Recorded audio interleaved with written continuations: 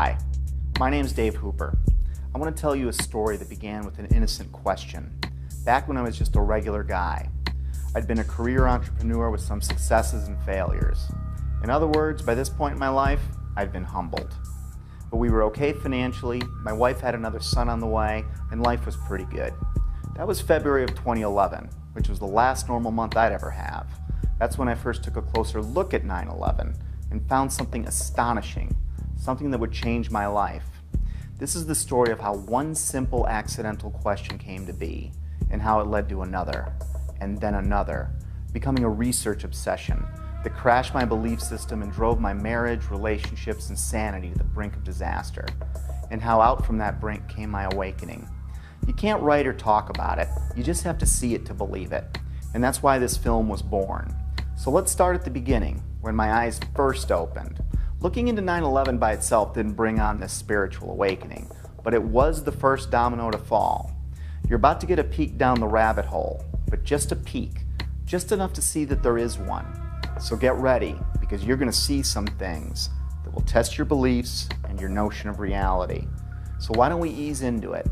Because you know what it's like when you first open your eyes after a deep sleep. That first light can be intense.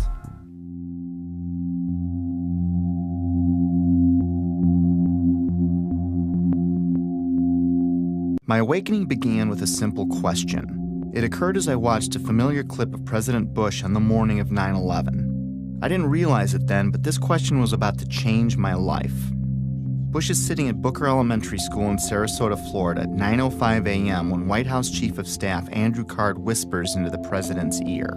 A second plane has hit the second tower. America is under attack. That first question was, why didn't the Secret Service get him out of there immediately? They didn't know how many planes were hijacked yet or what their targets were. There were actually 8 planes that were hijacked. We had 11 reports of hijacked aircraft. There were thousands of planes still flying. As many as a dozen planes were reported hijacked at one point. And it was no secret the president was there. The school visit had been made public on September 7th, 4 days prior to 9/11. How could anyone be so sure hijackers weren't already on the way? Yet there he lingered, even after 2 more flights were confirmed hijacked, Flight 77 and Flight 93, the Pentagon and Shanksville planes respectively.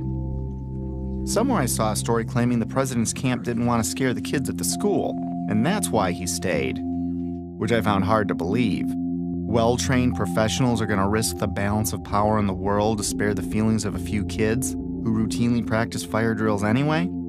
Well, I guess the answer was yes, because Bush stayed until 9:34 a.m., a full 29 minutes after it was known we were under attack. Think about that. That would have been 29 grueling minutes for everyone, especially those assigned to protect the president, wondering if some hijackers gotten ambitious, maybe changed their plans in the last few days after the school visit was made public. I guess someone high up in the president's camp must have known or thought they were safe. I mean, what else could it be? But how could anyone have known that? It had me thinking, but it wasn't a huge deal. I was more intrigued by the type of people I came across who also had similar questions about 9/11. These weren't conspiracy theorists as I pictured them. These were people in government, aviation, civil defense, architecture, science, engineering, and the military. I decided to look further. I still had no idea the impact this would have on my life. I started by refamiliarizing myself with the incident, or I should say set of incidents. Of course, we all remember the second tower being hit, but I didn't put much thought into the other parts of that day. And soon after looking, I was reminded that there were several incredible events on 9/11. I put almost no thought into the particulars of that day for 10 years. But that was about to change. In chronological order, the official version goes like this. 4 planes were hijacked by 19 mostly Saudi Arabian terrorists who then flew or attempted to fly those planes into 4 U.S. buildings: World Trade Center 1, World Trade Center 2, the Pentagon, and the U.S. Capitol. 3 of them were successful. American Airlines Flight 11 hit the first tower, the North Tower, at 8:46 a.m. United Airlines Flight 175 hit the South Tower at 9:03 a.m. American Airlines Flight 77 hit the Pentagon at 9:37 a.m. At 9:59, the South Tower collapsed after burning for less than an hour. At 10:07 a.m., United Flight 93 crashed in a field in Shanksville, Pennsylvania. Then at 10:28 a.m., the North Tower collapsed. And I barely remembered that a third building at the World Trade Center, Building 7, collapsed at 5:20 p.m. to close out the day. The National Institute of Standards and Technology, more commonly known as NIST, backed up the official government version that intense fires weakened the steel and caused all three buildings to fail, including Building 7, which oddly enough was not hit by an airplane, nor was it exposed to jet fuel, which is what I thought melted the towers to get that progressive collapse started. And you had that intense heat probably weakened the structure as well. As I looked for answers, I found Shyam Sundar of NIST stating, "The buildings were not brought down by explosives. Until then, I didn't know explosives were even in the conversation. And like hearing a child claim innocence before a question is even posed, it had my eyebrow raised." World Trade Center 7 collapsed because of fires fueled by office furnishings. It did not collapse from explosives or from fuel oil fires. While researching the official government story, I saw a news flash that the 9/11 families wanted an investigation of World Trade Center 7. I was a bit surprised. Why would they be questioning the official story? That seemed a little out there, but who could be more invested than they were? So I listened to what they had to say. Our perception of what happened on September 11th is very different from the general public's perception, I'd say, for the most part. I believe that the public is still uninformed about most of the issues that are surrounding them. I just don't think the public at all knows. They want to believe. I think the truth sometimes can be frightening. There's some deep explaining to do. The bottom line is that it needs to be investigated. We have to demand a new investigation. I want justice here. Nobody ever stopped to have a scientific investigation. A scientific investigation. A scientific... What did these families know that I didn't? It's obvious once you look, they've been trying to say something is wrong, and we need to look at 9/11 more closely, especially Building 7. And they weren't alone. I found an endless sea of organizations, rallies, websites, books, and films about that day, but I never really heard about any of them on the evening news. The families and many others were pointing to World Trade Center Building 7, the last one to collapse. I wanted to research what was so special about Building 7. We were only a few days away from launching my new business when I shared with Betsy that I didn't think there was any harm in pushing it back a bit so I could look into Building 7 for myself. This news, combined with the controversial nature of what I was looking into, was met with less than enthusiastic support by my wife, even though she tried to hide it. It was understandable. Remember, our baby was due in a few months, and I was suggesting changes, but they weren't too big and she was okay with it, so I moved forward. And that's how it began. I didn't know it then, but I set us on a course that would lead our marriage to the brink of disaster. But that hadn't happened yet, so let's pick this back up at Building 7. Here are some basic facts. World Trade Center 7, which was located in downtown New York City, is sometimes called the Salomon Brothers Building, but is most commonly referred to as Building 7. With construction beginning in 1984, it benefited from many modern advancements in building technology. It was a 47-story, steel-framed, fireproof skyscraper standing 550 feet tall. It was 300 feet from the nearest tower, the North Tower, or about a football field away. Even though it was one of the largest buildings in Manhattan, it looked small next to the Twin Towers. In September of 2001, Building 7 would have been the tallest building in 33 states. It collapsed at 5:20 p.m. the afternoon of September 11th. Even though Building 7 was not hit by an airplane, the official explanation for all three buildings that collapsed was that intense fires weakened the steel, resulting in total symmetrical building failure. The official story goes on to state that in Building 7, column 79 gave out first, starting a progressive failure of the remaining columns, which allowed the building to fall almost as fast as a bowling ball would into its own footprint. If a building that size accidentally collapsed on any other day, it would have been as famous as the Titanic sinking. Yet according to a 2006 Zogby poll, 43% of Americans never even heard of Building 7. Building 7 housed the CIA's largest station outside of Washington, D.C. It also contained the Secret Service's biggest field office. The IRS, Department of Defense, and the SEC also occupied entire floors. The mayor's emergency management bunker was located in the building, but ironically, it wasn't used that day. The rest of the tenants were primarily banks such as Solomon Smith Barney, which occupied the top 17 floors. Many government and SEC documents for cases primarily against Wall Street banks, but also including WorldCom and Enron, were destroyed, crippling the investigation into thousands of cases. At this point, I didn't think anything was too far out of place. I'd come across a few strange things, but I wasn't thinking conspiracy or anything like that. I did, however, find it a little odd that falling debris could set off a chain of events, ultimately turning Building 7 into a pile of rubble. However, I really didn't understand the physics involved, at least not yet. But I didn't need to understand physics to find it pretty strange that the whole building would crash through itself. I've played with Legos. Tip over? Maybe. But to pile drive through itself didn't make sense. At least the Twin Towers were hit by planes, but no plane hit Building 7. Sometimes it's easier for me to tackle complex issues with simple metaphors, so I thought of a stove. Then I imagined what kind of materials would I need to add to the fire so that all 4 legs would collapse simultaneously, and I couldn't answer it. Better yet, let's say I stacked 10 stoves on top of each other, and then I welded them together to better represent any of the buildings that collapsed that day. Now I go and light, let's say, the 7th stove up on the stack.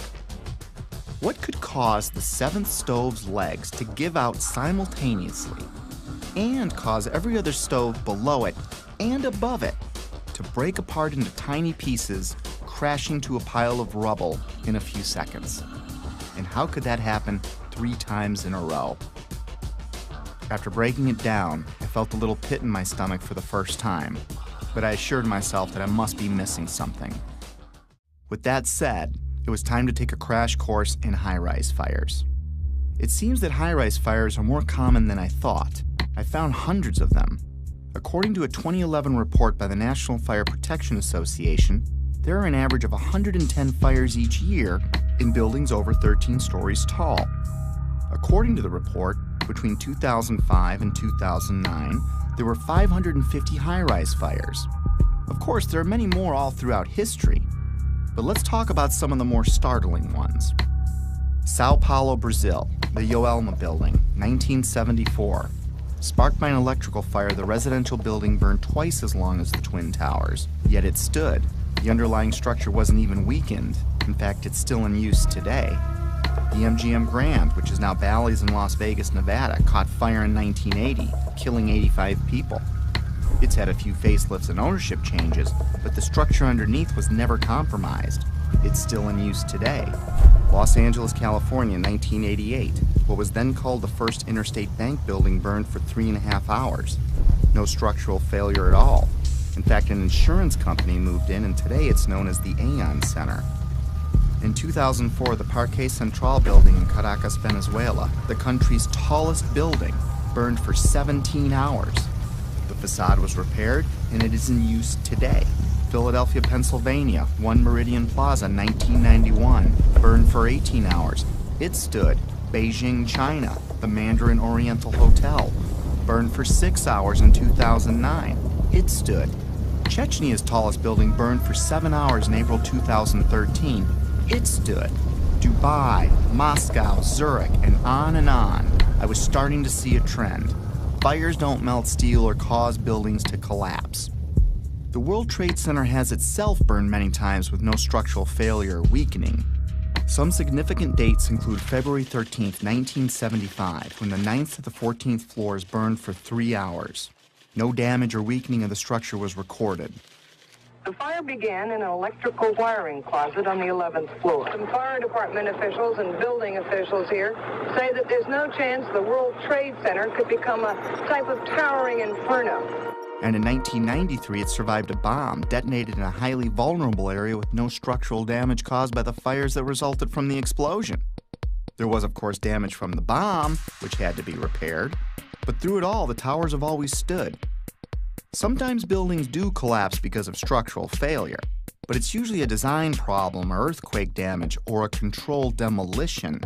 Buildings don't come down because of fire, but when they do collapse, they tend to tip over and stay connected. After reviewing hundreds of fires, I could find only 3 occurrences of fire bringing down a steel-framed high-rise in all of history, and all 3 were on 9/11. High-rise buildings simply do not collapse due to fire. Collapse of World Trade Center 7 was primarily due to fire. But there's a problem. Office and open-air jet fuel fires cannot melt steel. A lot of things in these kind of buildings have to be fire resistant by nature. It's required by code. So there really isn't a whole lot of fuel in there to begin with. The National Institute of Standards and Technology said that the maximum air temperatures was about 1,800 degrees or 1,000 degrees colder than what's needed to melt steel. And it takes a blast furnace with air blowing with blowers to try to get steel to melt. So if you have a flame at 750 degrees, you can hold that flame under a steel beam forever, and you'll never reach a high enough temperature to bend steel, let alone melt it. This would have us to believe that these was a typical office fire, scattered office fires, if you will, that brought this building down. Since the mid-60s, I've tried to follow high-rise fires, and I'm not aware of any high-rise building that have come down as a result of fires. And seeing black smoke come out the windows, that means that the fires were oxygen starved. Kerosene would have burned off very quickly.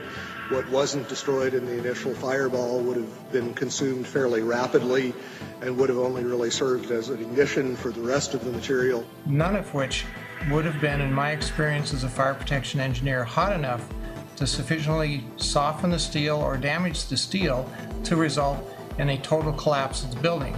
Well, we're told that the planes hit the buildings and there was an explosion and a fire, and about an hour and a half later, in the case of the North Tower, the buildings collapsed due to structural weakening due to the fires.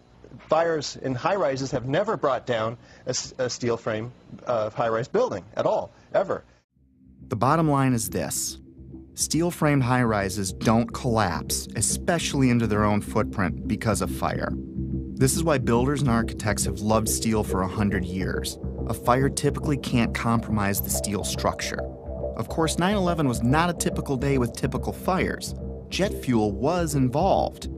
But the kerosene, or the jet fuel, just can't explain it. Set aside for a minute that only 2 of the buildings were subjected to kerosene. Now think of a kerosene lamp or a kerosene heater. In the history of kerosene lamps, I have never heard of one being melted because the fires were too hot. In fact, the World Trade Center fires were starved of oxygen and therefore heat. You can see it in the black smoke coming from the towers. Yet molten iron was found in the rubble of all 3 buildings. Something else had to provide the heat and energy needed to liquefy, melt, or even microscopically bend the steel in any of those 3 buildings. And unless you work for NIST, scientists agree that neither jet fuel, nor the furnishings inside those buildings could have heated the steel enough to melt it. I was starting to realize that something else must have been involved in the collapse of at least Building 7, if not all 3. Okay, maybe airplanes weakened the structure of the Twin Towers, which we'll be looking into more deeply later. For now, believe it or not, planes have hit many buildings throughout history and none fell. Of course, none were hit with planes as large as the ones on 9/11, but that still leaves Building 7. I couldn't explain it. Can you tell me that if I throw a flaming chunk of metal off of one building, I can make the building next to it collapse in on itself a few hours later? Why do demolition companies even exist if you can just light a few random fires and wait for an implosion? Maybe the steel structure in Building 7 was so badly damaged from falling debris that the entire structure was compromised. It still can't explain the symmetrical collapse, but I looked anyway. Other buildings that have suffered severe structural damage by natural disaster or bombs didn't disintegrate into rubble piles. They stayed together in some way. Even the buildings in the Trade Center complex that suffered worse damage than Building 7 didn't collapse in on themselves. This uneasy feeling was growing, but there was much more to understand about Building 7's collapse, especially before I started jumping to conclusions in my own head. I needed to hear from some experts.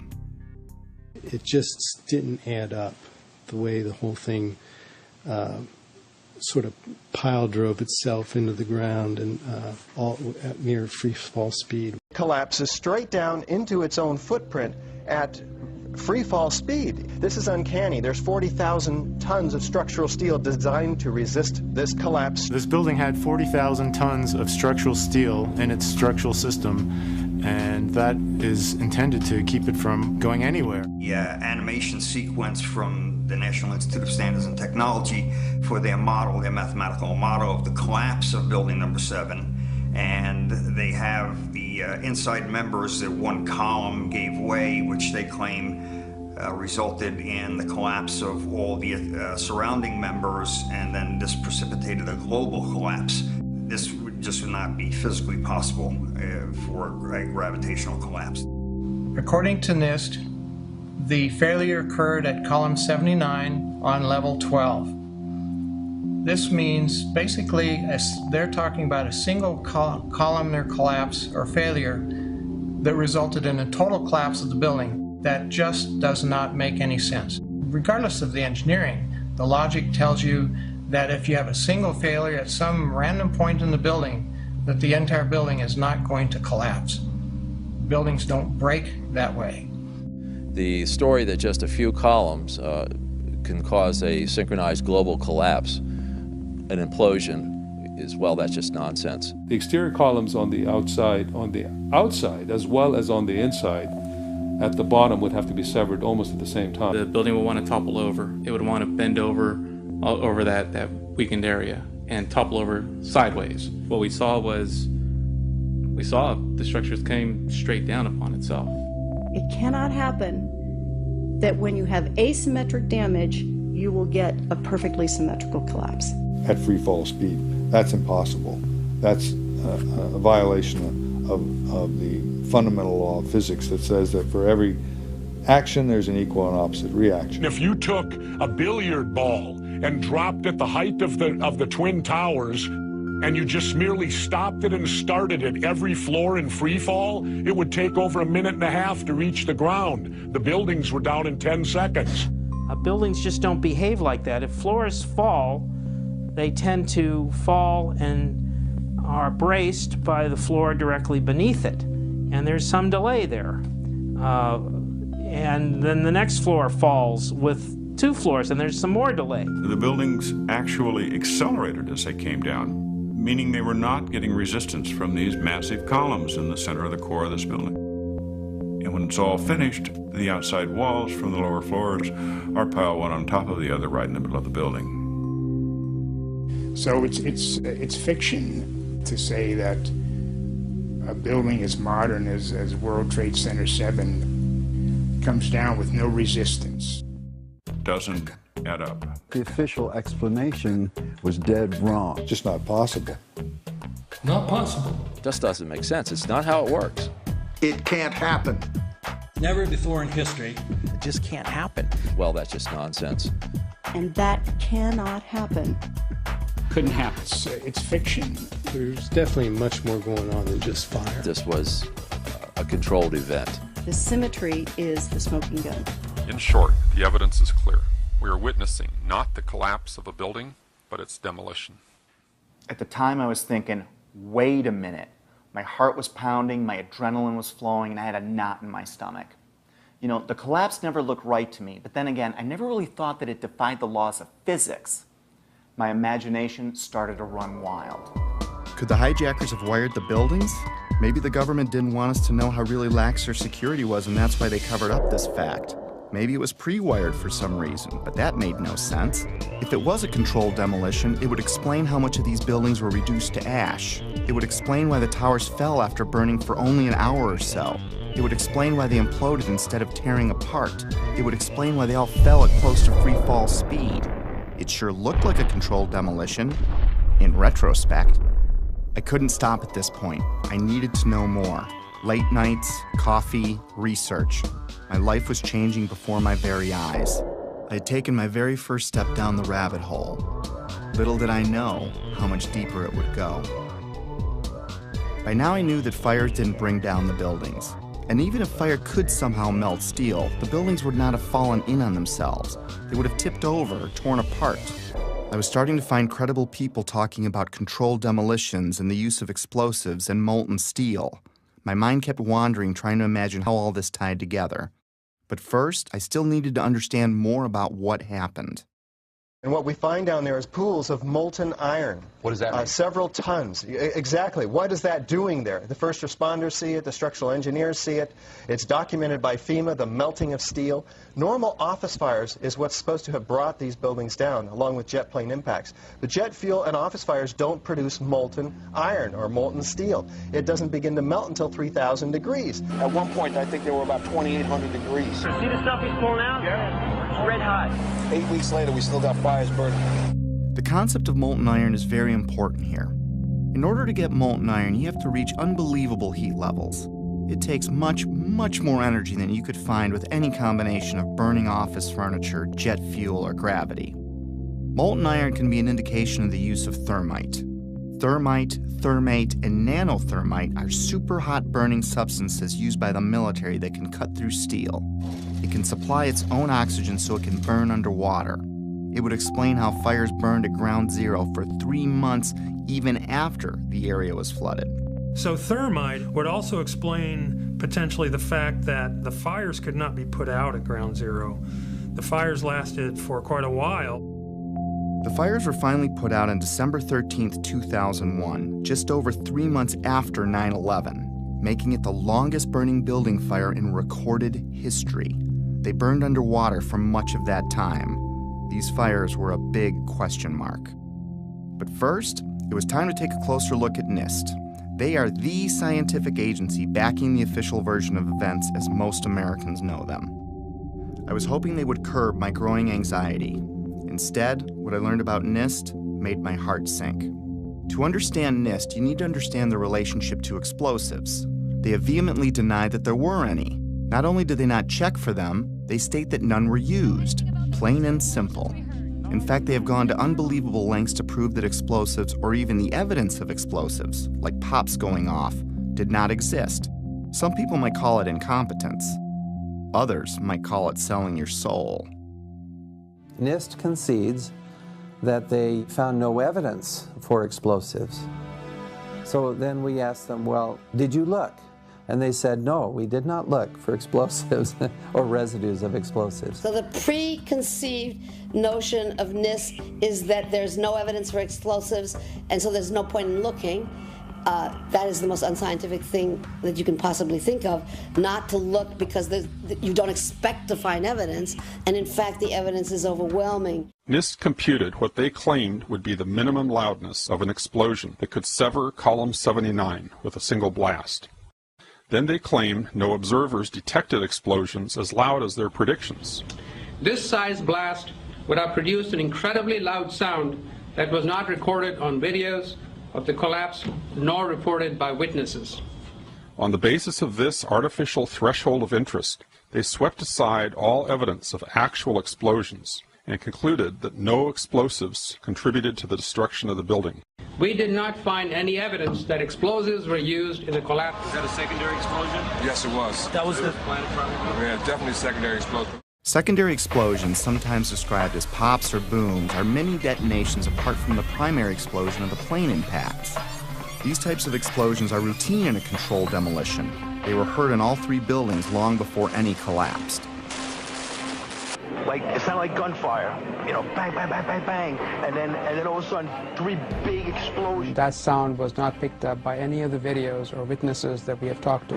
You heard explosions, like boom. We just heard one more explosion. That's about the 4th one we've heard. CNN is now reporting that there was a 3rd explosion at the World Trade Center. Equally unempirical is the treatment by NIST and Popular Mechanics of reports of explosions before and during the collapses. Both documents pretend that there were no explosions. Secondary explosion. We've got numerous people covered with dust from the secondary explosion. Okay, you get the point. Why was NIST denying these explosions? Why are they a big deal? Well, those explosions are a strong sign of a controlled demolition, but they're not proof positive of one. If it was a controlled demolition, there would be other signs like misfired explosives and particles in the dust. So their preferred method of dealing with this problem was to ignore or even deny the reports. John Gross, one of the chief authors of the NIST report, was captured on film while he was making a public presentation, saying that he knew of absolutely no eyewitness who has said there was a pool of molten steel. I'm curious about the pool of molten steel that was found in the bottom of the towers. First of all, let's go back to your basic premise that there was a pool of molten steel.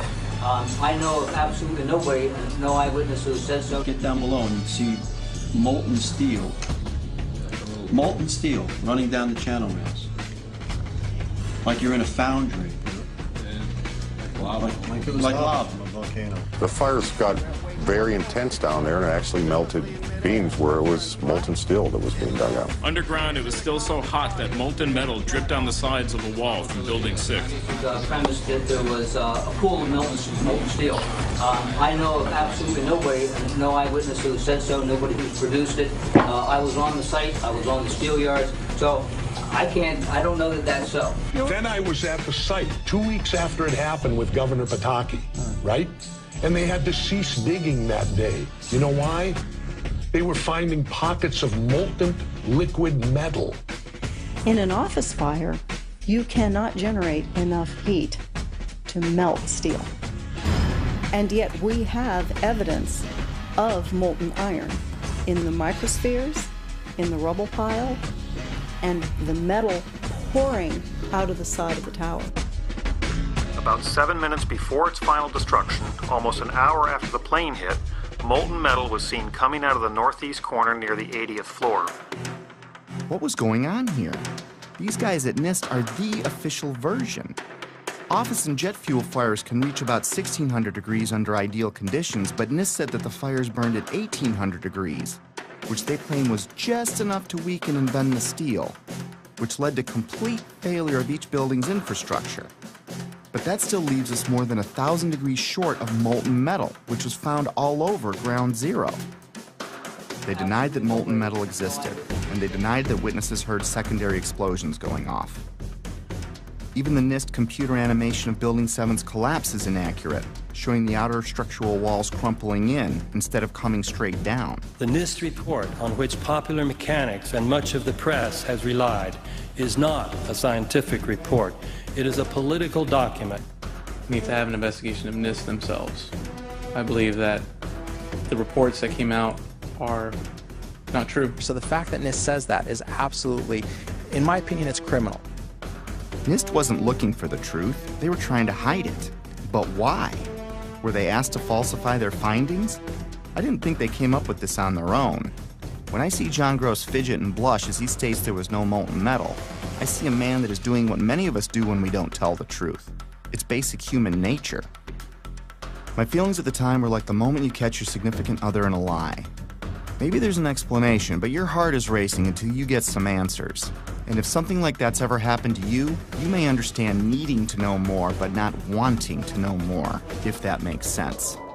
Was there more evidence of a controlled demolitions besides explosions? And where did the molten metal come from? I needed more before I could get my head around this. I took a deeper look into all the buildings, the airplane strikes, and the possibility of planted explosives. Mostly, I was looking for something to explain away this growing pile of problems. I was looking for answers that could reduce my growing anxiety.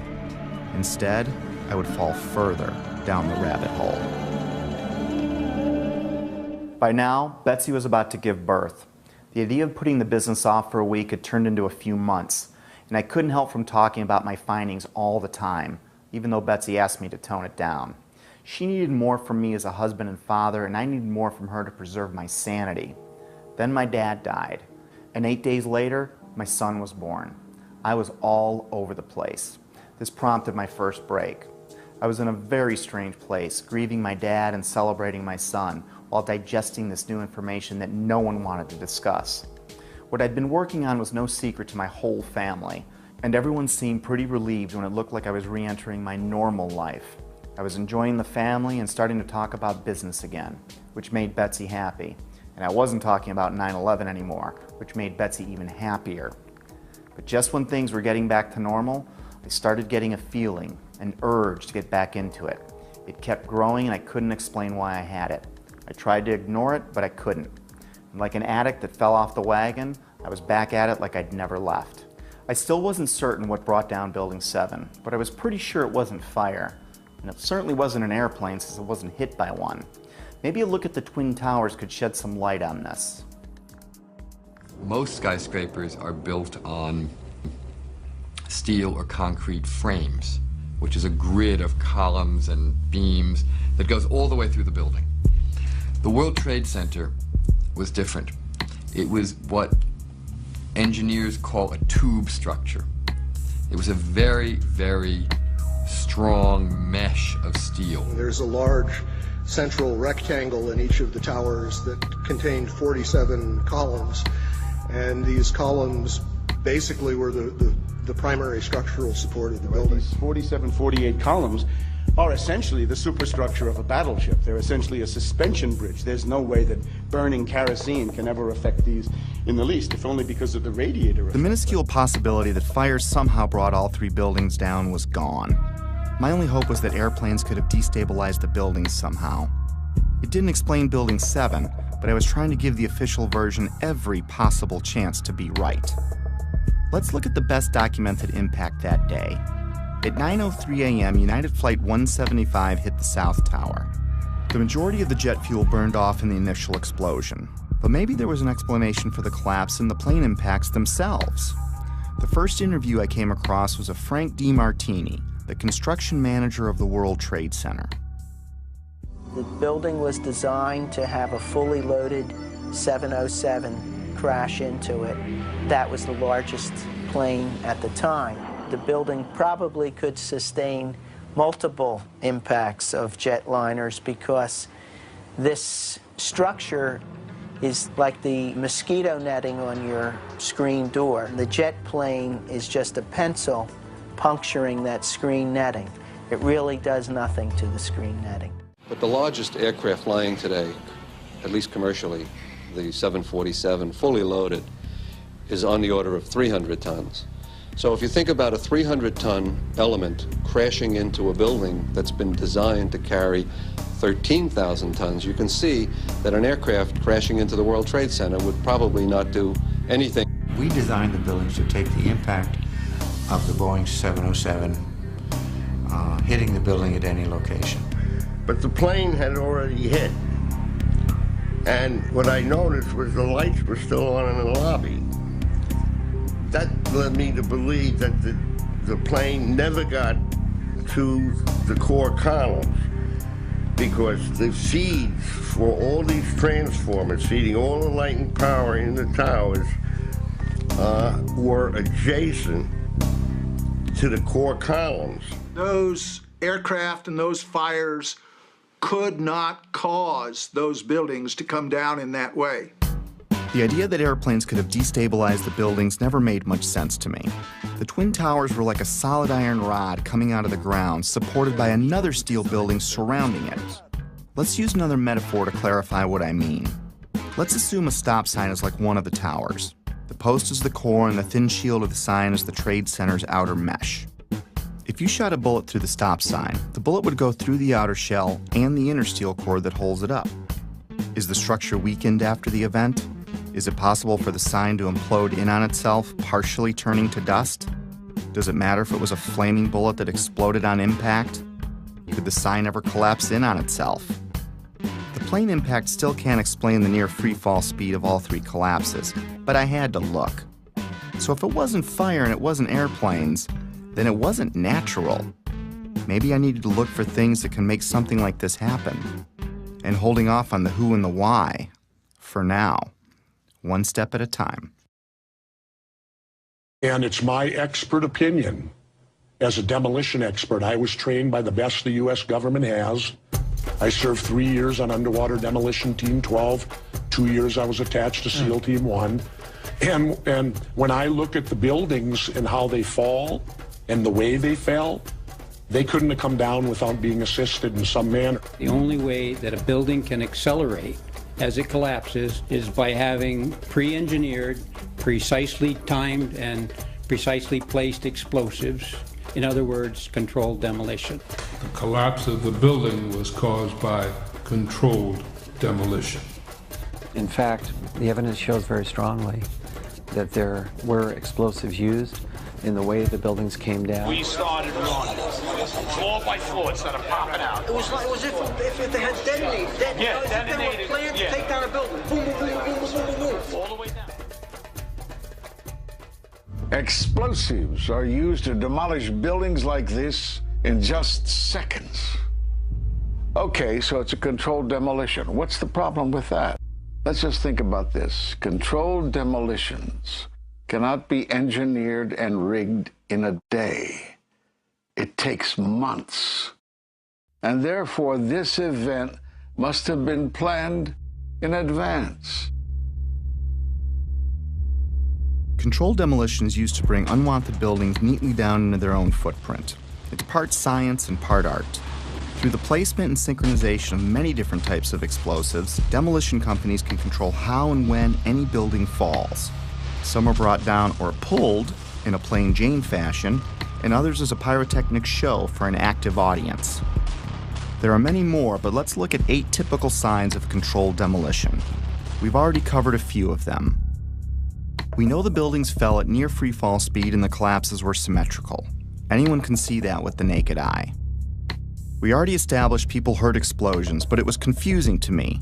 And of course you're going to hear loud noises as a building collapses. This needed further investigation. By now I was only going to trust my own eyes when it came to researching 9/11. I think it's too important an event to let someone else tell you what to believe about it. But I'm getting ahead of myself. There are 118 documented testimonies of explosions heard from firemen and other first responders alone, which took a court order to be released, and that doesn't include the maintenance employees or regular tower workers. After analyzing locations and timestamps, I broke explosions into 3 categories. Impact synchronized booms were explosions seemingly timed with the plane strikes in the seconds before and after the collisions. Pre-collapse pops were explosions heard all over the buildings from the time of the first plane impact until Building 7 fell. The final booms and crackle are the main body of explosives, which are detonated over the span of a few seconds, leading up to and through the collapse. It seems that explosives went off in different parts of the Trade Center when each plane hit. William Rodriguez, a 20-year maintenance employee of the Trade Center who was decorated for saving many people that day, was in the building when the first plane hit. Let's hear what he and a few others had to say about a subterranean explosion coinciding with the first plane hit. It was a huge explosion that came from under my feet, meaning that it came from the sublevels between B2 and B3. And then there was a huge explosion at the top of the building. You could hear the difference from the bottom and all the way through the top. They were having coffee in the World Trade Center when the first plane struck.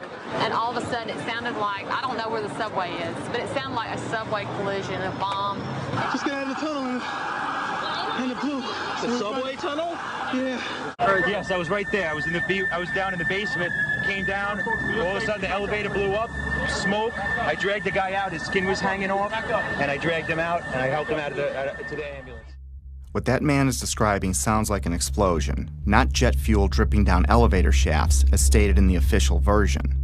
Why did so many people hear an explosion below ground? A collision above might crack or break some windows, but I didn't understand how that could tear up the lobby, especially when you consider the base of the building would have felt the least amount of vibration as the shockwave was absorbed by the 95 floors above it. Remember, these images are from before the second plane strike, meaning these images were recorded between 8:46 and 9:03 a.m.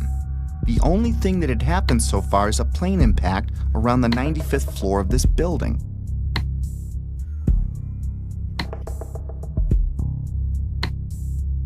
Right away, a guy from the Port Authority told him the damage was somewhere above the 78th floor.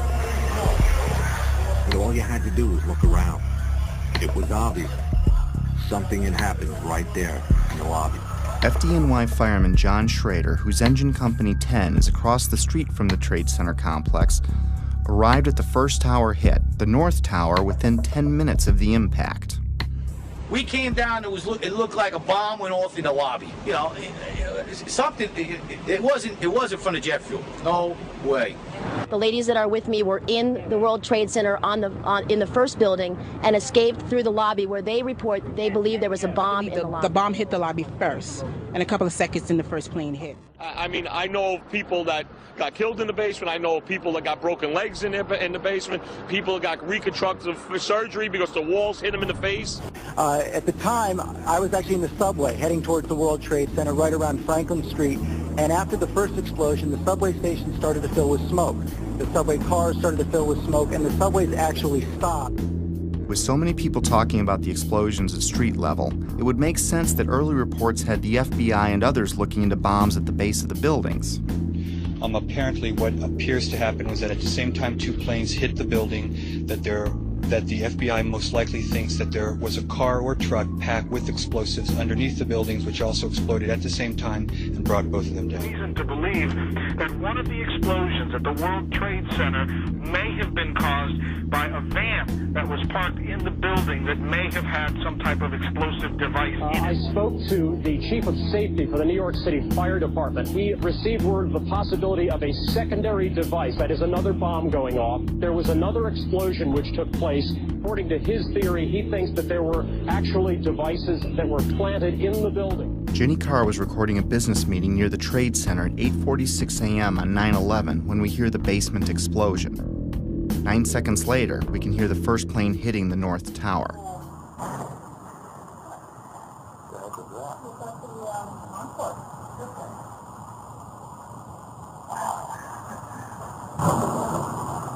Sally, some crash. I think a bomb went off in the lobby first, then a plane hit the building, but then another plane hit the other building. Let's discuss these pre-collapse pops. From a distance, they sound like pops, but they're actually pretty powerful. Hundreds of secondary explosions were reported at various times prior to the collapse of all three buildings. In a controlled demolition, these bangs are shaped charge explosives blowing out beams before a collapse. They can be programmed to go off hours or seconds before an implosion. These were mostly reported as secondary explosions by the first responders and reporters. We've heard reports of secondary explosions after the aircraft impact. Then somebody said that they saw an airliner go into one of those towers. Then, I don't know, an hour later than that, we had that big explosion from much, much lower. I don't know what on earth caused that. Here, hold on. You want to call your mother or something? You gotta get back. You gotta get back. All right. The final booms and crackle are like the grand finale of a fireworks show. In a controlled demolition, the vast majority of the explosives are set to go off in an ordered fashion over the span of a few seconds as the building collapses. Depending on distance, this can sound like a rumble, booms, or crackling. That feeling that there was something else, that there may have been something else that brought those buildings down. There was a lot of talk there in New York of another explosion prior to the collapse of the first building. We could hear a rumble, which was about 5 seconds long, preceding the actual collapse, and then a boom when each of those towers collapsed.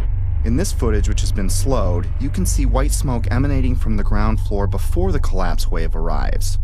It's an unsteady camera, but keep in mind whoever recorded this was running for their life. It was like watching a stunt car explode before it crashes at the bottom of the cliff.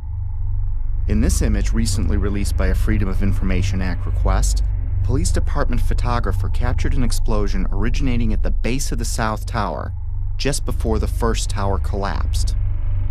The explosions and shockwave before Building 7's collapse were captured in different ways. We were watching the building actually because it was on fire. The bottom floors of the building were on fire, and we heard this sound that sounded like a clap of thunder. Turned around, we were shocked to see that the building was, it looked like there was a shock wave ripping through the building, and the windows all busted out. In the end, the evidence of explosions was ignored by the organizations behind the official version, like NIST, FEMA, Popular Mechanics, and the 9/11 Commission. My independent search continued. Up next, the kink in the roof. It's not necessary for there to be a kink in the roof of an imploding building, but when it does happen, it's a pretty sure indication of a controlled demolition.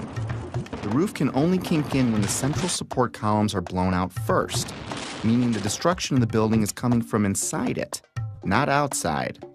This is done by design so the building falls in on itself.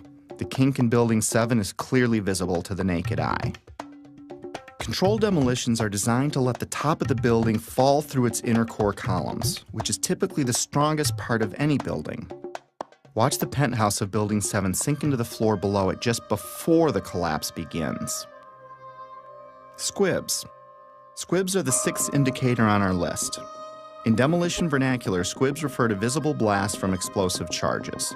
Often they are visible through mistiming or malfunction in some way. Usually they are hidden in the debris cloud. In simple terms, squibs are visual evidence of explosives. Squibs were recorded from the moment of the first plane impact through the collapse of the last tower. For me, they went unnoticed until I looked at the video more closely. These stills captured squibs as the towers collapsed. The official version stated these squibs were compressed air caused by the pancaking floors, which squeezed air to the point of bursting out a window. The seal of the building was already broken when the collapse began. Logically, if it was compressed air, it should have found the path of least resistance through the broken part of the building. It shouldn't have knocked out a window here or a window there, as many as 40 floors below the blast wave. Naysayers tend to say, well, that's just air being blown out the windows. I mean, it doesn't really work to say it's just air pressure. And I estimated these are coming out faster than 100 miles an hour. The following clips show multiple squibs popping out, sometimes simultaneously, sometimes dozens of floors away from each other. Of all the 9/11 information I've come across, this may have been the easiest to spot. Yet it provided me with one of those stark moments in which the reality of 9/11 sunk in to a new level. In this clip, notice how the squib occurs before the floors above reach the blast ejection point. Not all squibs, however, were easy to spot. Remember how we discussed explosions that were timed to go off with the plane impacts?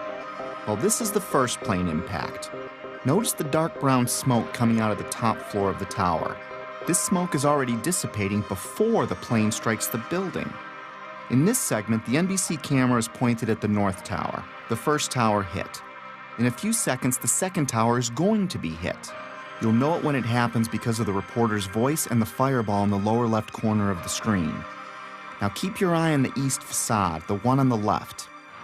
Notice how several tiny explosions go off as the second plane hits the other building, perhaps in an effort to mask some necessary work prior to its demolition, as I was thinking at the time. Oh, another one just hit.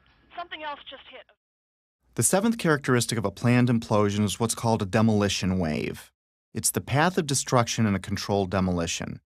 It is a visible wave of explosions moving down the columns of a building just ahead of or at the speed of gravity. This array of synchronized explosives is timed to blow out floors beneath the collapse wave as the floors above reach the floors below, thus allowing a drop at approaching freefall speed. Again, let's slow down the film for some of these. When slowed down, you can see how the explosions are timed to go off, floor by floor. In this clip, you can clearly see a demolition wave proceeding down a column mostly hidden by the umbrella of the falling debris pile. Look to the right of the black line. It's a bit grainy because of the zoom. Here it is again without the black line. You can see synced explosives cutting a path down the building. The demolition wave can be hard to see with an untrained eye because it happens so fast. I've tried to highlight a few more examples in the following clips.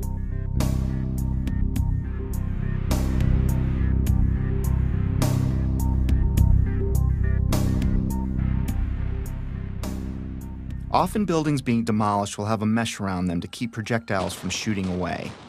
In the case of the Twin Towers, there were thousands of pieces of steel jettisoned out much further than they could have if it were a gravitational collapse.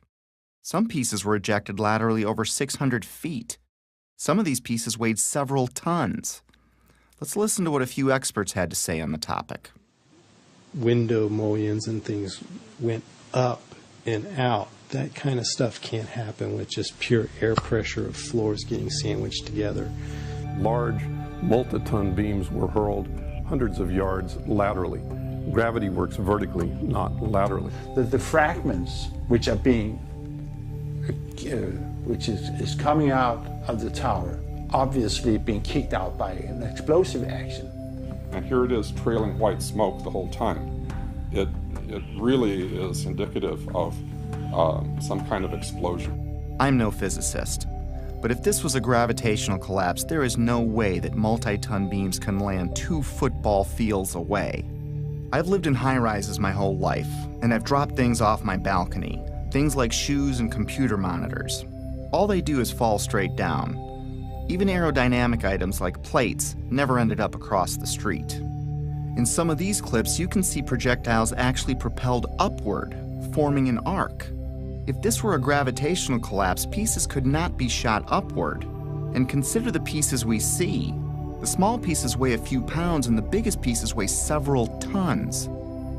In this clip, a multi-ton steel box column had so much lateral force that it pierced the building across the street. To give you an idea of its size, here you can see a construction worker standing at the base of the box column being installed. If I can't chuck a shoe more than 150 feet from the 50th floor of my building, how much force do you need to get a multi-ton steel girder to triple that? I could pretty much rule out a gravitational or progressive collapse with the physical dynamics I'd seen with my own eyes. And I found it ironic that the only part left standing was the base of the building.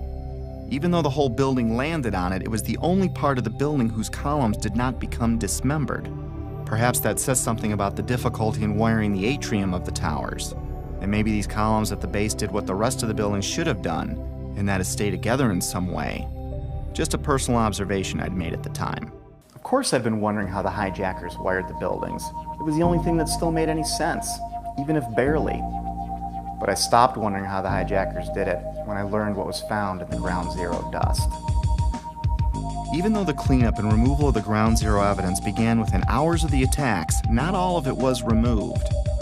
Many different dust samples were analyzed by scientists all over the world, and what they concluded put the final nail in the coffin of the official story for me. We touched on thermite earlier, but we're going to look into it more deeply for reasons you'll soon understand. Thermite is a chemical mixture, usually of metal oxide and aluminum powder, with several variations. It's often used in fireworks, underwater welding, and military weapons. It can also be used to cut steel beams. When thermite is detonated, it leaves traces of itself in the debris, like perfectly round microscopic spheres of iron, and unexploded thermite itself, both of which were found in the Ground Zero dust. The fact that explosive residue was found in the dust didn't surprise me, at least not by now. I already knew in my heart it was a controlled demolition. What rocked me was the type of thermite found. You see, it was a special type of thermite called nanothermite, and it meant that the odds that the hijackers could have done this dropped to near zero. My belief system kept taking more hits, which we'll discuss in a bit. For now, though, let's have the experts walk us through the basics. In 3 different samples from 3 independent researchers, the R.J. Lee Company, the USGS, and Dr. Stephen Jones's work. All 3 separately found these microspheres. As much as 6% of the World Trade Center dust consisted of tiny, previously molten iron spheres. You cannot get a perfectly round sphere of metal from the building tearing apart. The only way you can get that is by starting with a molten liquid. Then the hydrostatic pressure will create the perfectly round sphere as it solidifies. So what produced all that molten iron? Well, it has in it the chemical evidence of a special incendiary, which is thermite, a high-tech incendiary used to cut through steel like a hot knife through butter. These spheres have iron, aluminum, fluorine, manganese, very unusual elements associated only with thermite. And there's small chips of unignited thermite as well.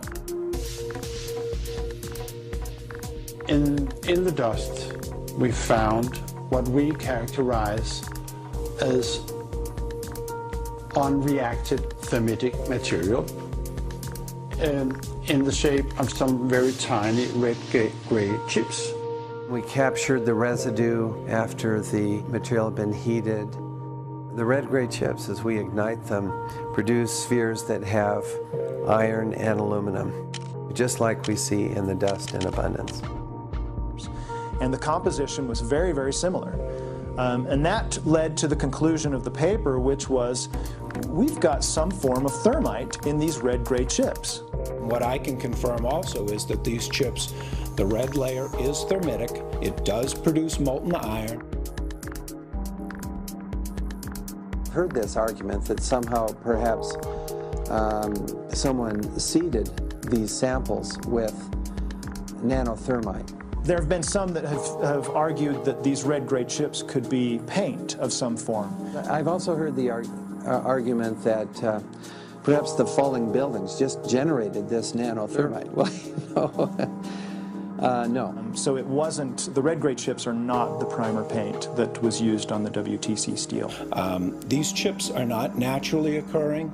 They are not going to form because some materials fall down in a building and touch each other and get compressed together. That's just not what this material is.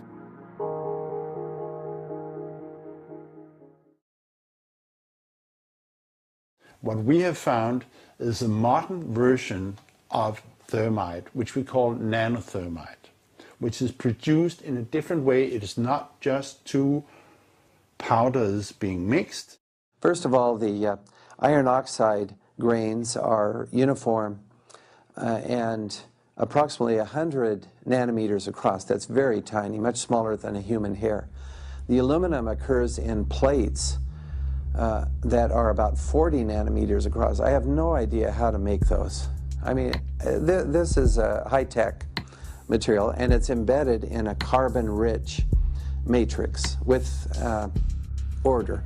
These red-gray materials have very orderly sheets containing aluminum. This is a material that is made up of nano-sized particles that are all very uniform, very symmetrical. The aluminum appears in thin platelets about 40 nanometers thick. It is the small size of the particles involved in this material that allow us to characterize it as nanothermite. These really are sophisticated materials and probably only developed in a laboratory. This is very high-tech thermite, nanothermite. It's not found in a cave in Afghanistan. It's produced in very sophisticated Defense Department contracting laboratories. We compared our spike that we got with a spike from known nanothermite, which is produced at a military laboratory. Their measured energy released with known nanothermite was less than these red-gray chips.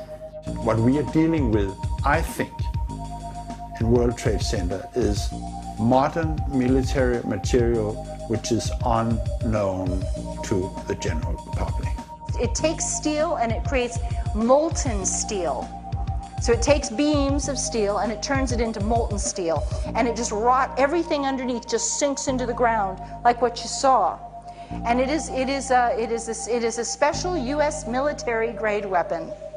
So the military uses it for a number of different applications. Okay? It is a military grade weapon. It's not something you could make ever. I was pretty astonished at how deep this rabbit hole was getting, even though I still had no idea what I was in for. Of course, by now, I had to acknowledge this was a planned demolition, unless I wanted to lie to myself. Maybe you can explain squibs, but how do you explain explosions or the molten steel? And if you explain that, how do you explain the rate of fall or thermite in the dust? I had to face facts. No matter what my heart wanted to believe, these buildings were wired to blow, plain and simple. But it wasn't until understanding how nanothermite is made and who has it that I considered, for the first time, that someone other than the hijackers had to be involved. And as scary as it was to consider, it might even be homegrown. Hundreds of questions kept flooding in. Why would underfunded guys on the other side of the world use something so exotic as nanothermite that could easily be tracked by our intelligence services? Who would sell it or make it for them? Why risk accessing the buildings every day for months? How did Building 7 get detonated at the end of the day? If you have the means and go to the trouble of getting nanothermite and wiring the building, why let the plan rest on using box cutters to overthrow military and combat-trained airline pilots, along with dozens of passengers, as the official version states? Heck, why bother killing yourself in a plane crash at all if it wasn't needed to take the buildings down? I had no idea what I was staring at least not yet. but a few puzzle pieces had been filled in. I knew that the buildings were brought down by controlled demolition, military thermite was used, NIST was being used to sell a lie, and someone wanted us to think that planes had caused this. I kept replaying the event in my head over and over, assimilating each new piece of information as I discovered it. And like a retreating army, my line in the sand about what could have really happened kept moving further and further back and getting closer to home. But I was on a mission and I was obsessed to find out the truth. Researching late every night was disrupting my home life again, and my wife still didn't see eye to eye with me about 9/11. Back then, she still believed the official version, but she hadn't seen what I had. For a time, she even thought I was losing it. For a time, I wondered it myself, because I was coming across things I had a hard time believing. My former dismissive, conventional thinking self was fading away as my eyes continued to open, causing changes in my belief system and further destabilizing our home. It was harder than ever to drop the subject. Rifts were developing in other relationships too. I was angry at everything and everyone, from God to the government to anyone that didn't want to hear or believe what I had to say. I became a bit reclusive as I dug deeper. If the building was wired, lots of people had to get past security every day for a while. Remember when I said I lived in high-rises my whole life? Well, I worked in them too. And there is no way you can access buildings like those without the building security knowing. Lots of equipment had to be brought in. Authorization forms would need to be filled out. There would be drilling and pounding and dust in the ventilation ducts. Whoever was coming in would need a plausible reason to be there. They would need access to the elevator shafts. They would be taking incredible risks each day, unless they had permission to access the guts of the building. Anybody who's ever watched a building being demolished on purpose knows that if you're going to do this, you have to get at the under infrastructure of a building and bring it down. The columns could have been set up with explosive devices during the off-hour operations of the building by elevator company personnel. It wouldn't be a problem once you gained access to the elevator shafts. How about an elevator modernization, which we know was going on the 9 months prior to 9/11? There are people who noted that the elevators were locked in turn and that there were guards placed at these locked elevators during the modernization. And in the case of a steel frame building, that means we load them with RDX cutting charges, which are loaded with individual delays, sometimes as many as 2 to 3 different delays on a given floor. I was sick to death of the dust which was appearing on the windowsills. It was dirty grey and very, very noticeable in that week leading up to 9/11. There were workers throughout the World Trade Center and it had access to the hoistway, which is immediately adjacent to the core columns and beams in the building. The fact that there were visitors, like engineers of some kind, wandering around the floors, carrying toolboxes and cables and so on. We're talking about several tons of nanothermite and ordinary thermite. One would have to have access through security.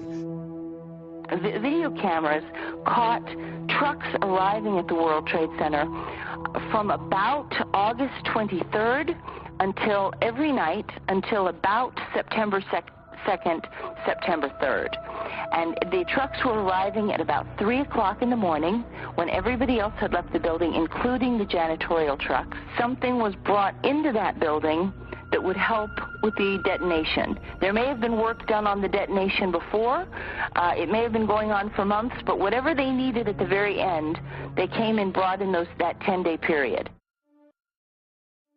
The 9/11 Commission also does not tell you that Marvin Bush, the president's brother, and their cousin, Wirt Walker, were the principals of the company that was in charge of security for the World Trade Center. They don't, The jaw-dropping coincidences kept piling up. I learned that Stratosec was a security company which used to be called Securicom, and they didn't just handle security for the World Trade Center complex. They had contracts with Dulles International Airport, from where Flight 93 departed, and United Airlines, accounting for most of the security breakdowns on 9/11. And another thing, Stratosec also handles security for Los Alamos National Labs, one of the only places on the planet that can produce the nanothermite found in the ground zero dust. The odds are pretty astonishing that one company can link so many vital elements of 9/11. But more astonishing is there's no mention of Stratosec or Securicom in the entire 567-page 9/11 Commission report. Of course, that was no surprise by now. Did I forget to mention that that same 9/11 Commission did not mention the collapse of Building 7 in the entire report either? Why is there not a word about the collapse of that building in the 9/11 Commission report? We didn't see any evidence of the kind of thing you're talking about. I didn't think this was something done by terrorists anymore, nor did I think this was done by any one man, even if a president. How does he get nanothermite? How does he get NORAD, the FAA, and our air defenses to look the other way? Or get access to the interior of all 3 towers? Or get 19 guys to kill themselves? Or get NIST and the 9/11 Commission to tank their investigations? Or keep the media quiet? Or keep a rival administration from exposing it? No, this seemed much bigger than even a president, and impossible for a man on the run. If someone like me with no budget or staff can find something clearly wrong with Building 7's collapse, how could an entire government commission fail to mention it in their report? Something big and strange was coming into view, seemingly coordinated and almost invisible, like 1,000 more puzzle pieces dumped out before me. I couldn't see the bigger picture yet, but I knew there was one, and it involved powerful elements of our world. This reminded me of a quote that struck me in Woodrow Wilson's book, The New Freedom. He writes, "Some of the biggest men in the United States in the field of commerce and manufacture are afraid of somebody, are afraid of something. They know that there is a power somewhere so organized, so subtle, so watchful, so interlocked, so complete, so pervasive, that they had better not speak above their breath when they speak in condemnation of it." I wondered if we were talking about the same thing, so I continued my research. I didn't even need to remind myself I was falling down the rabbit hole anymore.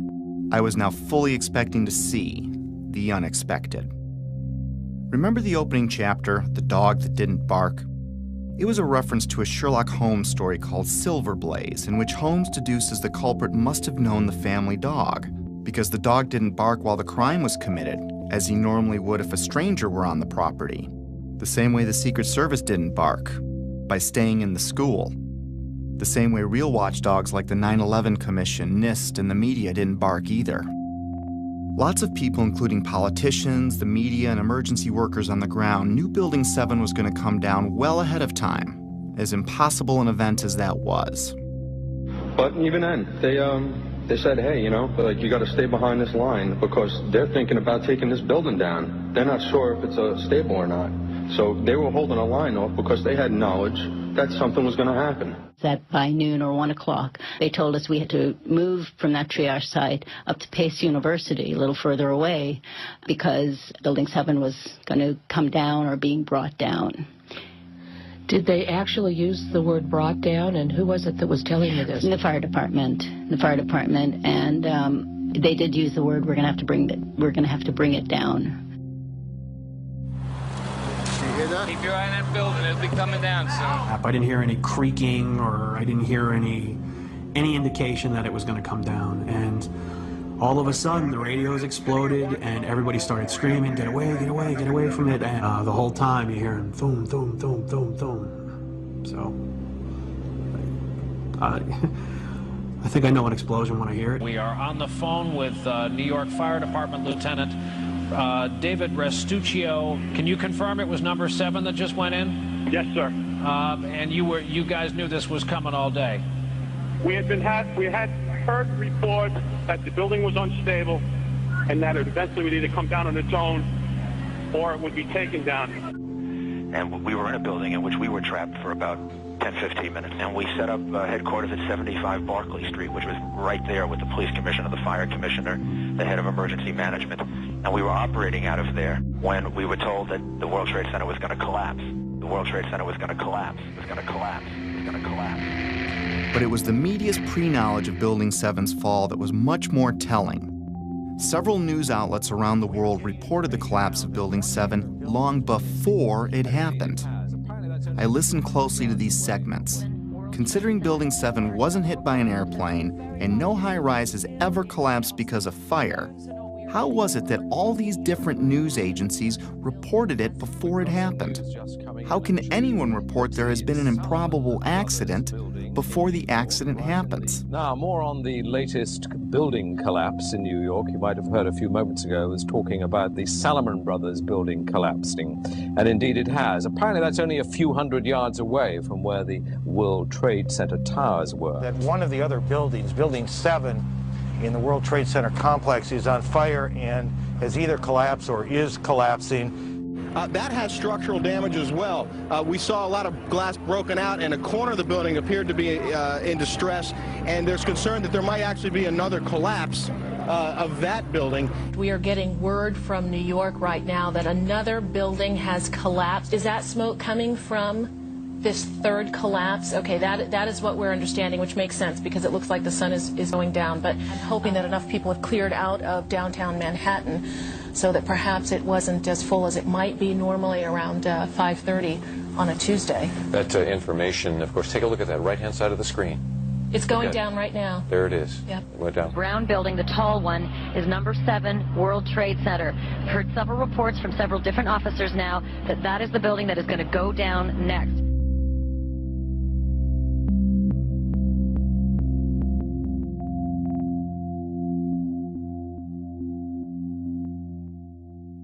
The media has played an important role in shaping the official story, even to this day.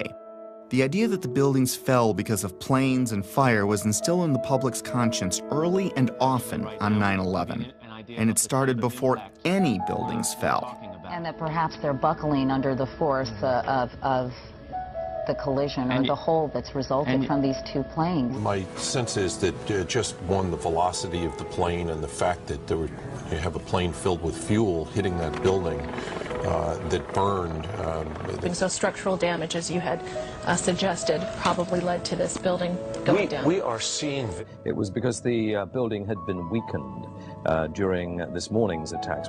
And then I witnessed both towers collapse, one first and then the second, mostly due to structural failure because the fire was just too intense. And now we are told that there's a fire there and that building may collapse as well as you can. Pictures of airplanes flying into buildings, fires burning, huge structures collapsing, have filled us with disbelief. Metaphor time. Let's say your local TV news breaks in with a report of a car accident at the corner of Main and First Avenue because a car blew out a tire, swerved into a tanker truck, and it exploded. Now your office is at that corner, so you go out and look, but everything looks fine. You flip stations and other stations are reporting it too, using different wire services even. As you stare out the window wondering where there's another Main and First Avenue, a car drives into a parked gas truck and it explodes. Have you witnessed a miracle or a staged event? If what I was finding were mistakes in a massive ruse, then the sheer boldness and size of it alone is why I never saw it before. It reminded me of a quote often attributed to Joseph Goebbels, the minister of propaganda for Hitler's Nazi Germany, who stated that, "If you tell a lie big enough and keep repeating it, people will eventually come to believe it." I found a pattern of bullying, intimidation, and belittling of anyone asking valid questions, which did nothing to soften my growing anger, even though I had no idea to where or to whom it was directed. We're not buying it. Okay, you don't have to buy anything. You're American. You want to be a nut, you can be a nut. Anybody who thinks that 9/11 was carried out by the government isn't a truther. They're idiots. I'm merely saying it is wrong, blasphemous, and sinful for you to suggest, imply, or help other people come to the conclusion that the U.S. government killed 3,000 of its own citizens, because it didn't. How big a lunatic do you have to be to watch two giant airliners packed with jet fuel slam into buildings on live TV, igniting a massive inferno that burned for 2 hours, and then think, well, if you believe that was the cause? These people are idiots. They're mentally ill. They should be treated with respect. It's an insult to people who were victims of 9/11 and their families. You know what? It wasn't an inside job. We can see the planes. The planes hit the building. It wasn't a controlled demolition, and the buildings came down. And it just is beyond bizarre. Yeah, and you are a nutcase, Building 7. 9/11 was an inside job. Oh, get a life. Get a life. 9/11 was an inside job. You're like the guys who think that the space aliens kidnapped Elvis or something like that. That's where you are. I didn't think it was an accident that every question is uniformly dismissed. I couldn't find a familiar journalist that seriously entertained these obvious questions, that anyone would have. Could I really be onto something that the media couldn't see? Or were they trying to keep me from seeing something they did? Most reasonable people would question the official story after seeing what we've seen. So I switched my focus to independent news sources, outside the mainstream. No, they're not well-funded, slick, or glitzy. Most are just regular people or sincere journalists trying to expose the truth about something in their corner of the world. One such man was Bill Cooper. I found him early in my 9/11 research. At the time, I couldn't explain how he predicted what you're about to hear. Bill Cooper spent his life in the intelligence community. He rose to the Office of Naval Security and Intelligence, serving on the intelligence briefing team for the Commander-in-Chief of the Pacific Fleet. He held several top security clearances. After the military, he developed and operated the largest civilian intelligence agency in the world. The world's largest and most successful civilian intelligence gathering operation in the world, which makes me privy to an awful lot of information that none of you will ever see. In other words, he was very credible. The following clip is from his radio program, The Hour of the Time, which aired on the night of June 28, 2001, 76 days before 9/11 happened. A CNN reporter found Osama bin Laden, took a television camera crew with him, went into Osama bin Laden's hideout, interviewed him and his top leadership, his top lieutenants and colonels and generals in their hideout. This is a CNN reporter with a camera crew. And he came out and told everybody, within 3 weeks, Osama bin Laden is going to attack the United States and Israel. Now, don't you think that's kind of strange, folks? You see, because the largest intelligence apparatus in the world, with the biggest budget in the history of the world, has been looking for Osama bin Laden for years and years and years, and can't find him. And whatever is going to happen that they're going to blame on Osama bin Laden, don't you even believe it. When in hell are all you people going to wake up? All these early news reports were glaring misfires in what seemed to be an otherwise coordinated media campaign. Misfires not unlike the ones meant to coincide with the first plane impact.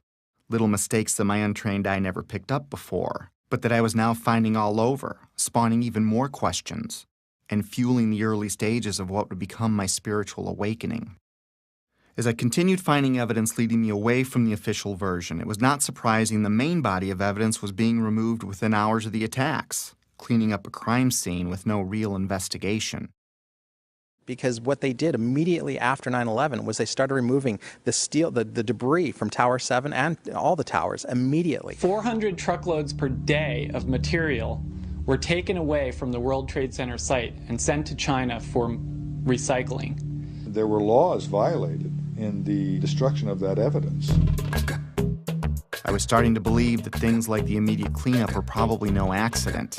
And to discover what was really happening, I'd need to find the ones behind the cleanup and the coordinated media and NIST and FEMA, the Federal Emergency Management Agency, which in another huge coincidence arrived at New York for a training exercise on Monday, September 10th, the night before 9/11, which is convenient as they oversaw the cleanup of Ground Zero. To be honest with you, we arrived on late Monday night and went into action on Tuesday morning. And not until today did we get a full opportunity to work. Over time, it got easier to find puzzle pieces, like the following testimony by Norman Mineta, the Secretary of Transportation in 2001, who was with Vice President Dick Cheney on the morning of 9/11. And like so much other important information, this interview would also be left out of the 9/11 Commission report. During the time that the airplane coming in to the Pentagon, there was a young man who would come in and say to the vice president, the plane is 50 miles out, the plane is 30 miles out. And when it got down to the plane is 10 miles out, the young man also said to the vice president, do the orders still stand? And the vice president turned and whipped his neck around and said, of course the orders still stand. Have you heard anything to the contrary? Well, at the time I didn't know what all that meant. And the flight you're referring to is the flight that came into the Pentagon. The Mineta testimony launched my investigation into the Pentagon, Shanksville, the hijackers, and many other aspects of 9/11. And if I thought I was a long way down the rabbit hole already, was I way wrong. My belief system would ultimately be shattered, but rebuilt to accommodate my evolving worldview. Back then, however, I was only a few months into my investigation, and I was going through a full scope of emotions, and frankly, having a difficult time handling all of them. Denial, curiosity, fear, disbelief, paranoia, anger, and heartbreak, and I would go through many more. I was still unable to reconcile all the data in front of me. I couldn't see the bigger picture at the time. But like the wind, it can't be seen, yet we know it's there because it leaves evidence of its existence. Very much like the trail of breadcrumbs I'd been researching over the last few months. But it's not something I could understand in one sitting. It took time. Coping with the flood of emotions took a while. I didn't have anyone guiding me or anyone to talk to about it. I felt like I had no foundation, like the ground was crumbling beneath me. The truth is hidden by several mechanisms, especially the limits of our own preconceived beliefs. I'd been so ignorant and dismissive, but now I wondered what else I'd been fooled about. Over the years, I came to see that we're in a battle of information, a battle of beliefs, or a spiritual battle, if you will. I also came to believe that 9/11 is only one battle in a much larger war, a war I couldn't see yet, but one that I was well on the way to discovering. This is a lot to take in, and we all wake up at our own speed, if at all, which is why I stopped after only looking at the Trade Center portion of the attacks. There is so much more to this, but it's easier to process in smaller chunks. Betsy and I woke up at different speeds. My eyes started opening pretty quickly, but it took Betsy a few years, even though we talked about it all the time.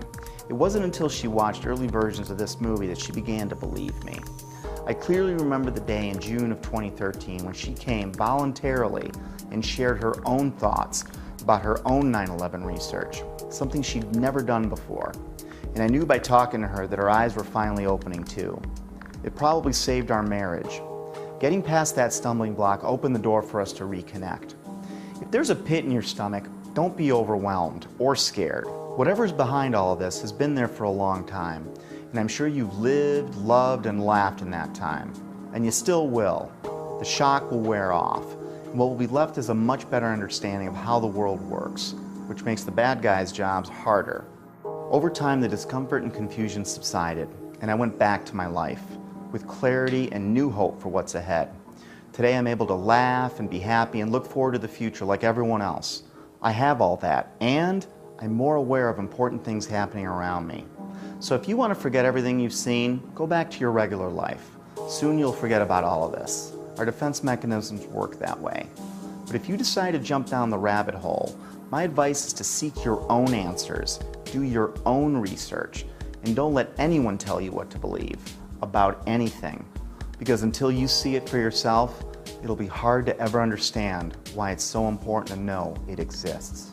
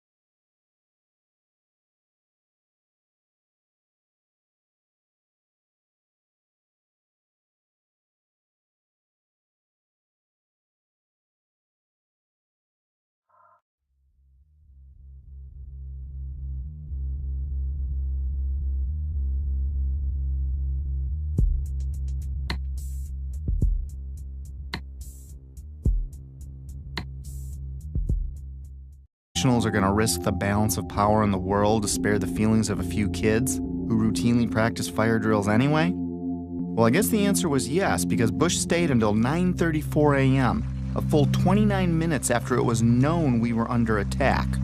Think about that.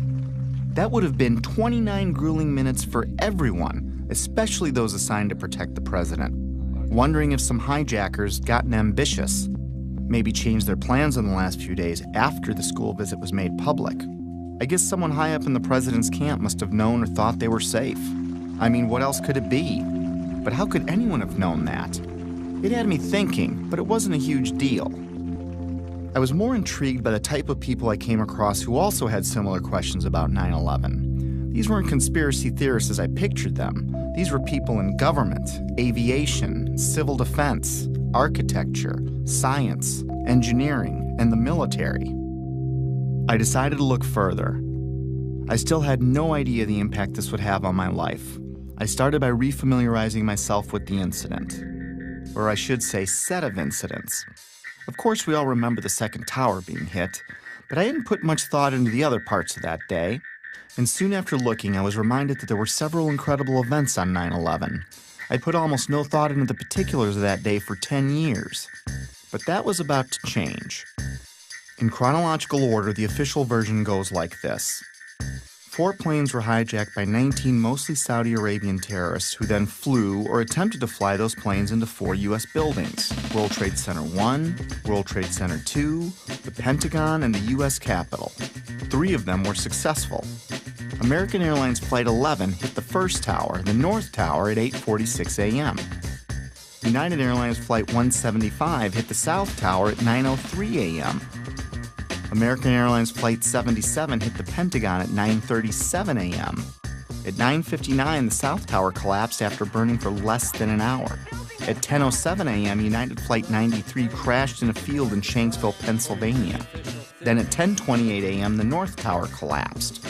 And I barely remembered that a third building at the World Trade Center, Building 7, collapsed at 5:20 p.m. to close out the day. The National Institute of Standards and Technology, more commonly known as NIST, backed up the official government version that intense fires weakened the steel and caused all 3 buildings to fail, including Building 7, which oddly enough was not hit by an airplane, nor was it exposed to jet fuel, which is what I thought melted the towers to get that progressive collapse started. And you had that intense heat probably weakened the structure as well. As I looked for answers, I found Shyam Sundar of NIST stating, "The buildings were not brought down by explosives. Until then, I didn't know explosives were even in the conversation. And like hearing a child claim innocence before a question is even posed, it had my eyebrow raised." World Trade Center 7 collapsed because of fires fueled by office furnishings. It did not collapse from explosives or from fuel oil fire.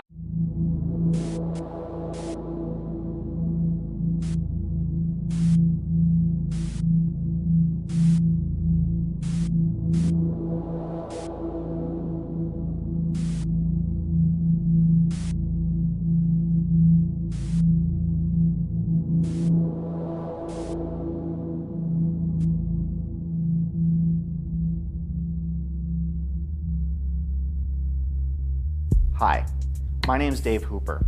I want to tell you a story that began with an innocent question, back when I was just a regular guy. I'd been a career entrepreneur with some successes and failures. In other words, by this point in my life, I'd been humbled. But we were okay financially, my wife had another son on the way, and life was pretty good. That was February of 2011, which was the last normal month I'd ever have. That's when I first took a closer look at 9/11 and found something astonishing. Something that would change my life. This is the story of how one simple accidental question came to be, and how it led to another, and then another, becoming a research obsession that crashed my belief system and drove my marriage, relationships, and sanity to the brink of disaster, and how out from that brink came my awakening. You can't write or talk about it, you just have to see it to believe it, and that's why this film was born. So let's start at the beginning, when my eyes first opened. Looking into 9/11 by itself didn't bring on this spiritual awakening, but it was the first domino to fall. You're about to get a peek down the rabbit hole, but just a peek, just enough to see that there is one. So get ready, because you're going to see some things that will test your beliefs and your notion of reality. So why don't we ease into it? Because you know what it's like when you first open your eyes after a deep sleep. That first light can be intense.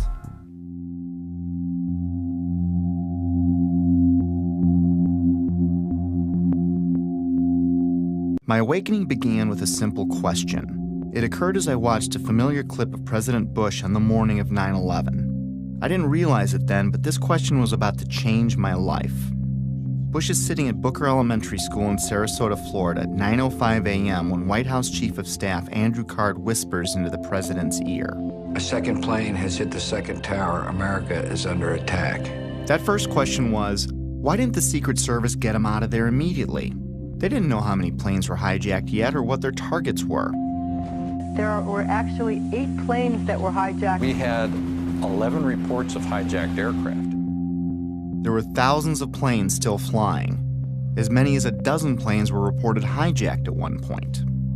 And it was no secret the president was there. The school visit had been made public on September 7th, 4 days prior to 9/11. How could anyone be so sure hijackers weren't already on the way? Yet there he lingered, even after 2 more flights were confirmed hijacked, Flight 77 and Flight 93, the Pentagon and Shanksville planes respectively.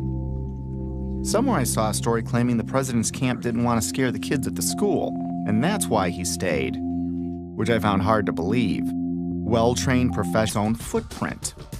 If a building that size accidentally collapsed on any other day, it would have been as famous as the Titanic sinking. Yet according to a 2006 Zogby poll, 43% of Americans never even heard of Building 7. Building 7 housed the CIA's largest station outside of Washington, D.C. It also contained the Secret Service's biggest field office. The IRS, Department of Defense, and the SEC also occupied entire floors. The mayor's emergency management bunker was located in the building, but ironically, it wasn't used that day. The rest of the tenants were primarily banks such as Solomon Smith Barney, which occupied the top 17 floors. Many government and SEC documents for cases primarily against Wall Street banks, but also including WorldCom and Enron, were destroyed, crippling the investigation into thousands of cases. At this point, I didn't think anything was too far out of place. I'd come across a few strange things, but I wasn't thinking conspiracy or anything like that. I did, however, find it a little odd that falling debris could set off a chain of events, ultimately turning Building 7 into a pile of rubble. However, I really didn't understand the physics involved, at least not yet. But I didn't need to understand physics to find it pretty strange that the whole building would crash through itself. I've played with Legos. Tip over? Maybe. But to pile drive through itself didn't make sense. At least the Twin Towers were hit by planes, but no plane hit Building 7. Sometimes it's easier for me to tackle complex issues with simple metaphors, so I thought of a stove. Then I imagined what kind of materials would I need to add to the fire so that all 4 legs would collapse simultaneously, and I couldn't answer it. Better yet, let's say I stacked 10 stoves on top of each other, and then I welded them together to better represent any of the buildings that collapsed that day. Now I go and light, let's say, the 7th stove up on the stack. What could cause the 7th stove's legs to give out simultaneously and cause every other stove below it and above it to break apart into tiny pieces, crashing to a pile of rubble in a few seconds? And how could that happen 3 times in a row? After breaking it down, I felt a little pit in my stomach for the first time, but I assured myself that I must be missing something. With that said, it was time to take a crash course in high-rise fires. It seems that high-rise fires are more common than I thought. I found hundreds of them. According to a 2011 report by the National Fire Protection Association, there are an average of 110 fires each year in buildings over 13 stories tall. According to the report, between 2005 and 2009, there were 550 high-rise fires. Of course, there are many more all throughout history, but let's talk about some of the more startling ones. Sao Paulo, Brazil, the Joelma building, 1974. Sparked by an electrical fire, the residential building burned twice as long as the Twin Towers, yet it stood. The underlying structure wasn't even weakened. In fact, it's still in use today. The MGM Grand. While researching the official government story, I saw a news flash that the 9/11 families wanted an investigation of World Trade Center 7. I was a bit surprised. Why would they be questioning the official story? That seemed a little out there, but who could be more invested than they were? So I listened to what they had to say. Our perception of what happened on September 11th is very different from the general public's perception, I'd say, for the most part. I believe that the public is still uninformed about most of the issues that are surrounding them. I just don't think the public at all knows. They want to believe. I think the truth sometimes can be frightening. There's some deep, deep explaining to do. The bottom line is that it needs to be investigated. We have to demand a new investigation. I want justice here.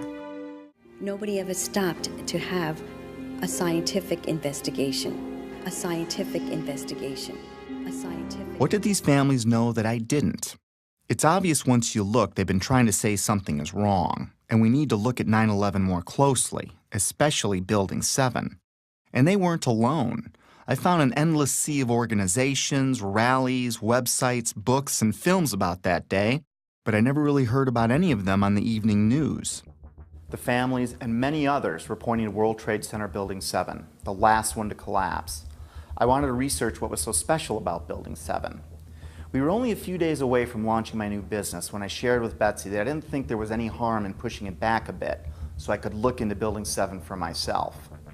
This news, combined with the controversial nature of what I was looking into, was met with less than enthusiastic support by my wife, even though she tried to hide it. It was understandable.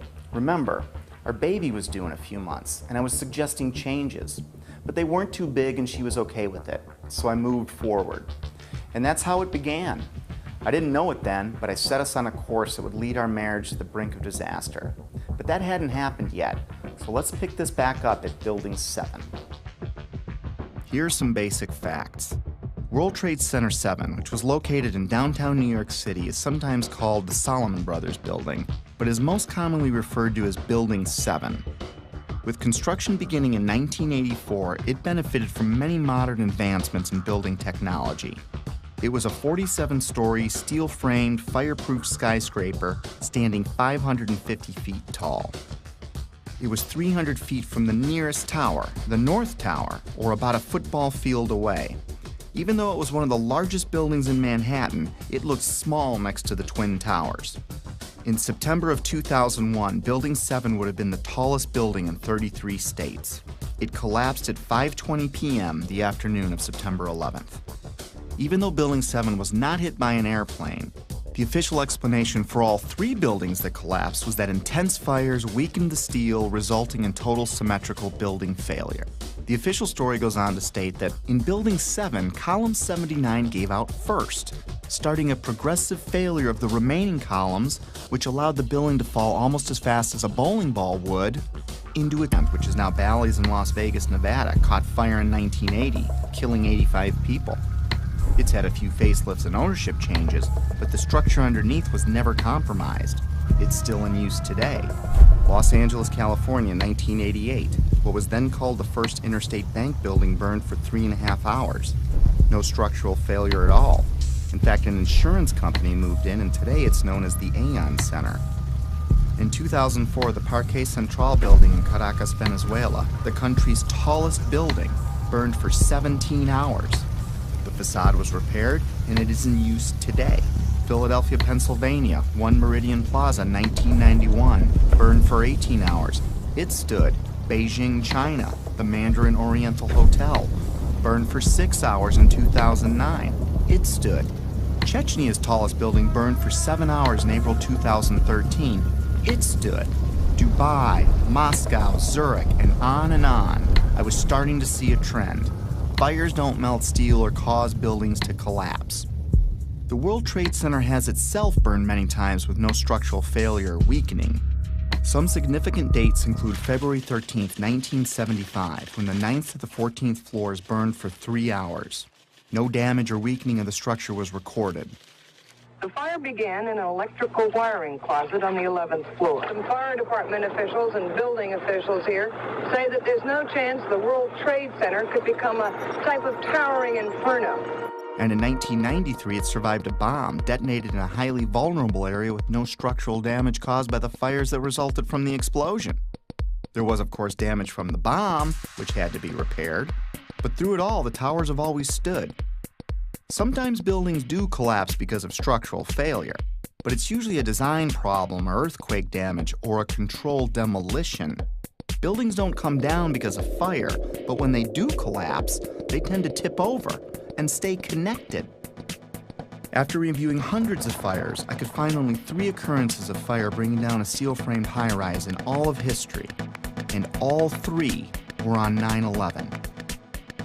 High-rise buildings simply do not collapse due to fire. Collapse of World Trade Center 7 was primarily due to fire. But there's a problem.